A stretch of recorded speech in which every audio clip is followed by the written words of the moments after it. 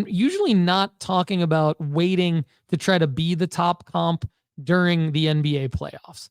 I'm usually not talking about waiting to be the top comp during the Super Bowl, right? I'm just not. I'm talking about having the ability to get in at the right price when no one's looking, aka go where they ain't, and then get out at a selling marker like August when people are just more interested in the NFL, for example. But I finally 10x this flip, and the way that I did it was I bought an HGA 9.5 2020 Anthony Edwards Prism Silver back in March 2023. And back in March 2023, I bought, and I'm constantly doing this. You'll see in a second when we do Will It Gem.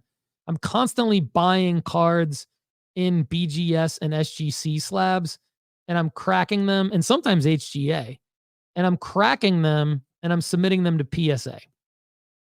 And because there's a way to do that where you can mitigate risk and you can have a high floor if you get a grade lower than you thought you're going to get, but a extremely high upside if you get a grade higher than you thought you were going to get. So there's more to come on that actually next week on the Sports Card Strategy Show. On Monday's episode, we're going to talk about not only the top 5 cards to buy raw, but also the top 5 cards to potentially crack and submit. So stay tuned for that episode on Monday. But back in March 2023, I found an Ant-Man 2020 Prism Silver HGA 9.5. It had high subgrades for whatever that's worth with HGA.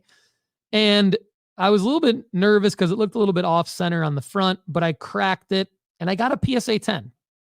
And I knew right away that I had an extremely high profit margin because I'm only about $80 into that card, like $80 max into that entire card, including the grading fee at PSA. I just sniped this HGA 9.5 on eBay. And so that's why I was nervous, like too good to be true, but it got a PSA 10. So I'm $80 into this card.